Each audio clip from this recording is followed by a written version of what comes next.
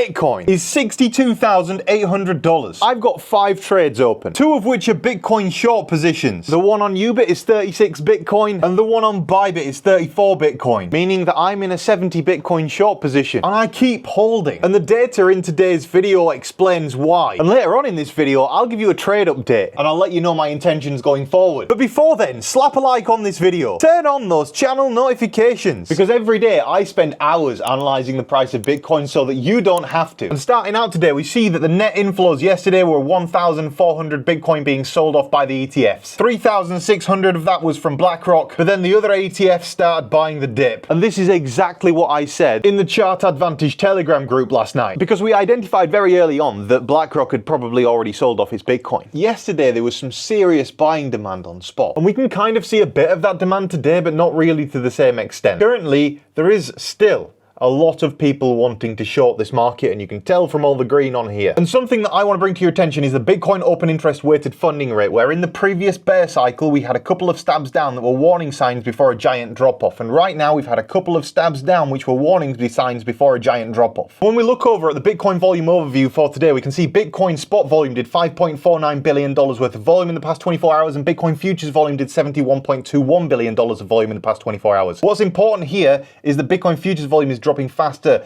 than Bitcoin spot volume, indicating there is still some pressure in the spot market. But what's more important than that is this. And just to quickly explain, what this chart displays here is the volume of taker buys versus taker sells. That tells us when there is market direction, because the fearful will always be the ones to act first. And what this is, I mean, it's just a chart of fear, really. When you see a lot more selling on here, and there has been a lot more selling in the past kind of 4 to 12 hours, because this ratio was a lot worse. It was significantly more buy spot pressure this morning, and overall it's come actually down to pretty much neutral, which does suggest that the bears are coming back into the market. And when we look at the Bitcoin price versus volume history chart, you can see that white line is Bitcoin's price and this here is volume history. When volume is rising, often volatility is rising as well, and I'm expecting a significant rise up in volatility today. But even if volume were to continue falling, volume falling is bearish in this scenario, and volume rising in this scenario just means we're either going to go up really quickly or down really quickly. What we've got to keep an eye on is a ratio of spot to futures volume on the market, which over the past 30 days is sitting at 7%. And for a healthy market, that number needs to be above 10%. But it's not really going up or going down because both volumes are decreasing at the same pace. So now it's time to look at the crypto longs versus short ratio, where we can see there is a slight short bias on the 24-hour, slightly larger short bias on the 12-hour, even more short bias, 52 point, I mean, that's a 6% bias nearly on the 4-hour. And then on the 1-hour, like, this bias is getting stronger and stronger and stronger, which is clearly showing us confidence this morning is not as good as confidence yesterday. And when I show you the chart for MicroStrategy, you'll see why. And looking at the exchange Bitcoin long versus short ratio, which shows us each individual exchange and how everyone is positioned, what we want to see is net short positions,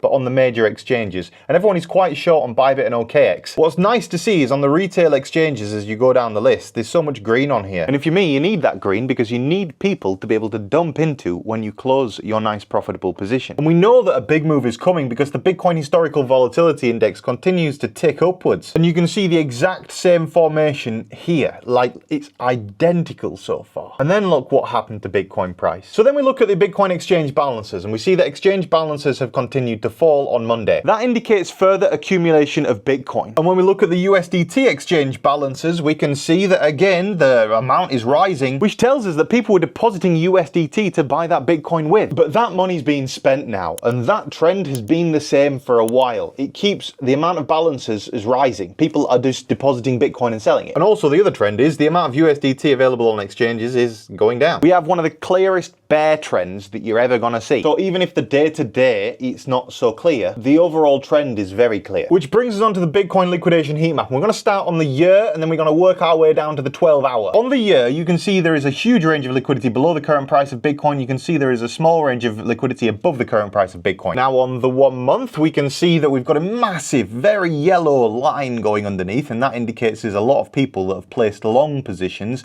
at and around $59,000 that are gonna get put under pressure. And the more yellow that line gets, the more likely you are to hit it. Look how long it took for that line to get super yellow before we came down and hit it. It takes a while, but what's more likely? You go into this no man's land area up here, or you come down and get that juicy liquidity down there. Well, we can't make any decisions yet because we've not checked on the weekly, and on the weekly you can see that above the current price there is a significant amount of liquidation territory, and below the current price there is nearly as much but not quite as much. So the question quickly becomes, is that liquidity above a trap, or is the liquidity below a trap? And to figure out the answer to that question, we need to look at a different chart, but we've got to finish off with this first. So we drop down onto the 48 hour, and quickly we see that actually the liquidity sitting above Bitcoin is nowhere near as urgent as the liquidity sitting below Bitcoin. And then when we look at the past 24 hours, we also see that Bitcoin failed to breach this level. It had a good go at it and it failed, and now we seem to be heading back towards $62,000. But then the 12-hour throws a curveball, puts a giant level of liquidity above, not so much below, which is why we need open interest if we want to accurately be able to predict the price of Bitcoin here. And this morning in the Chart Advantage Telegram group, I covered this in some amazing detail.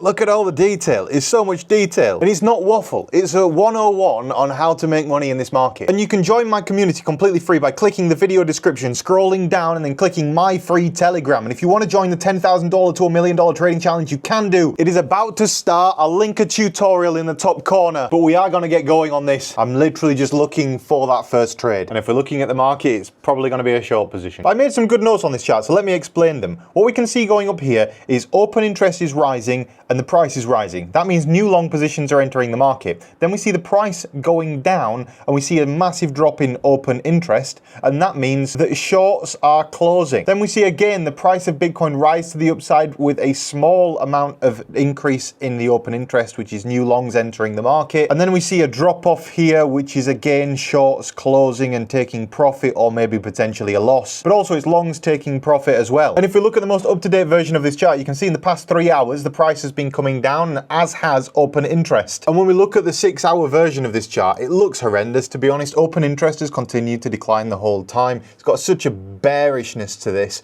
Meanwhile, we've had a bounce in price, but open interest has continued declining. There just isn't the money to support Bitcoin's price at these levels from my perspective. Somebody big needs to step in with a lot of money. Michael Saylor the other day was like, oh, I bought $100 million of Bitcoin. No one cares, Michael. People are selling way more than that at the moment. You need to come up with billions, and yet you are billions in debt. And of course, I'm in these giant short positions, and I'm looking at the range that Bitcoin sits in right now, and I'm looking at this area of nothing above the current price, and then I'm looking at this area of something below the current price, and I'm going, well, that looks pretty attractive. And in just a moment's time, I'm going to get into it, analyze this, tell you what's going to happen. But before we do that, we've got news to discuss. The first thing being, in the next 8 days is when the next FOMC meeting is going to happen, and in 8 days' time, they're going to not increase the interest rate or decrease it. They're going to do nothing. Currently, there's still a 1.8% chance that they drop the interest rates, but that's not going to happen. But that overall is going to cause some serious market volatility because it's a new Fed chair. Kevin Walsh, what's he going to say? Probably going to say it's a bunch of positive things, probably going to create a bit of a bounce in the markets for us to short into. And the reason to bring that up is because positions on Friday are going to start to price this in. That aside though, in the normal news today, things are not going well in the Strait of Hormuz. These two people who were best friends last week when they were bombing all those children are now having a bit of an argument. There's trouble in paradise. You'd better be careful what you do because you could be left alone against Iran very soon. But that's just not going to happen because of the Epstein files' existence and how much stuff is redacted about the men in this. And if he stops helping him with his little games, people are going to find out more stuff about him. Meanwhile, everything's going well for him right now, and people just really don't like him because of the price of oil. Speaking of the price of oil, it may hit $150 a barrel this year. That doesn't sound very bullish for anything, really. Think of oil as like life lube. What?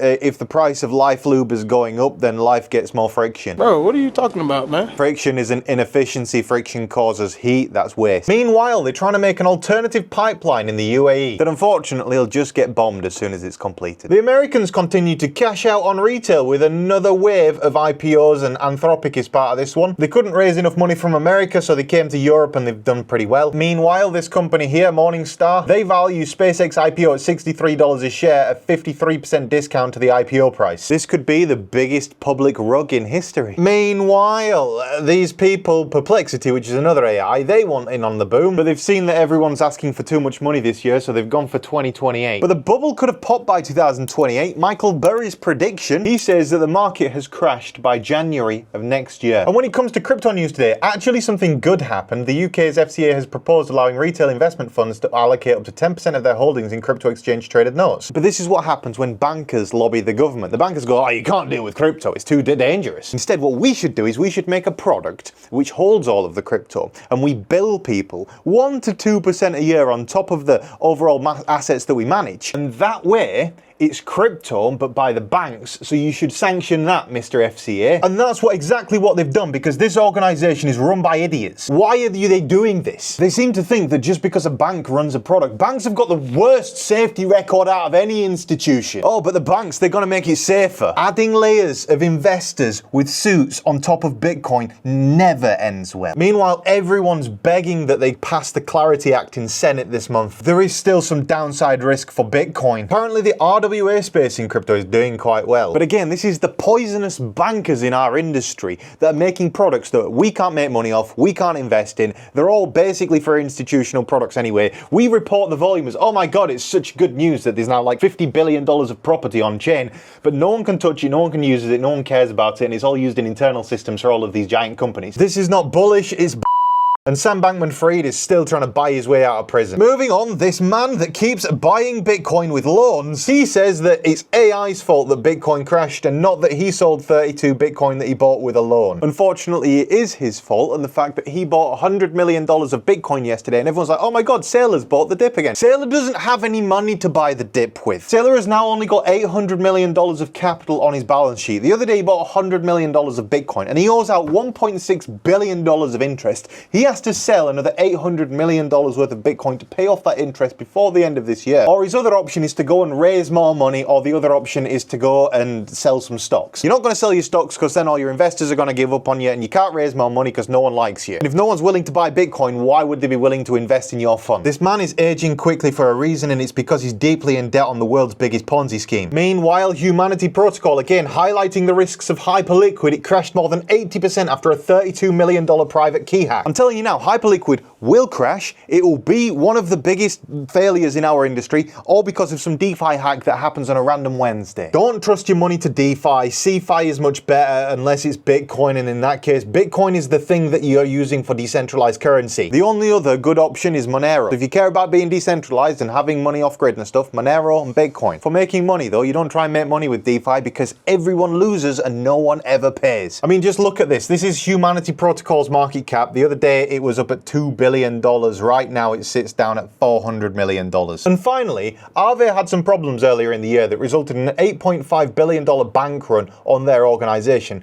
They managed to do all of that, but the problem is people still lost a lot of money throughout this whole event. Stop using DeFi. It's not good. I think of it as picking up pennies in front of freight trains, and I've said it so many times because I've picked up pennies in front of freight trains many times and I've lost and I've been hit by the train. And this is from using apps that are supposed to be legitimate and supposed to offer customer protections. And yet as soon as the problem happens, it's not their fault anymore, it's your fault for using the product. Which brings me onto the chart. Clearly I'm not the most bullish person on earth. If you want bullish analysis, type in Bitcoin on YouTube and look at my friend Carl. For me, I'm bearish. And I'm actually really quite bearish. This is the daily chart for Bitcoin. Last time we was approaching the RSI, we got rejected, then we got rejected again, and right now we're approaching the RSI and we're getting rejected again. Unless we don't get rejected and we break up, but if we break up, then it's going to be a multi-day uptrend to the rest of the week and probably go all the way back up again. There is genuinely good merit right now to the bullish theory, and so it's going to be important that I can recognize when I'm wrong on time, because it's not about who's right, who's wrong, everybody's trying. I just think this is a continuation as part of a larger trend. Because when we look over at the Bitcoin wick-off accumulation pattern, this is plotted out 100%, and I readjusted my levels today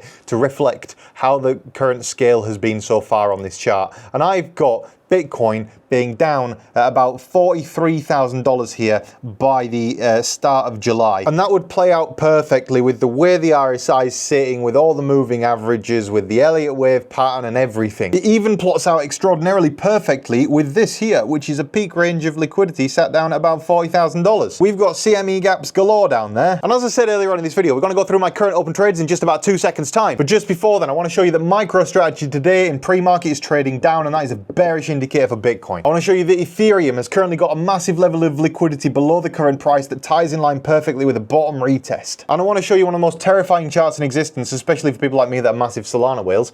You see that down there? That's peak liquidity, is that? That's $20. That's horrendous. Being realistic, can it get to $20? Yeah, I guess it can, why not? That is ultimately why I am shorting everything as hard as what I'm shorting it. So let's go over that anyway. First of all, starting out, the account balance right now is $4,341,000. Oh my God! Wow! We started this account with $2 million and we're currently $2 million in a profit. That's what all of this is adding up to. And this is the Bitcoin short position, the Ethereum short position, and the Solana short position. 600K, 700K, 600K. But the most important trade I've got open right now is this one because it's very close to the entry. The entry for this trade is 63,686. It's a 34 Bitcoin short position, currently sitting $33,000 in a profit. I'm hoping here that I've managed to catch the top of the range. And when I'm taking these trades, I'm always posting them in the Chart Advantage Telegram group. And very soon I'll be posting them in this, the Chart Advantage 10K to $1 million challenge group. So genuinely, I'm very bearish on the market. You should join the 10K to $1 million trading challenge. You don't have long now to this point to get in on the ground floor. You've got long if you want to join a few trades in. But if you want to get in for the first trade, you don't have long. It's 24, 48 hours max. Drop a like on the video, I appreciate it. Subscribe to the channel, and I'll see you in a bit. Ciao!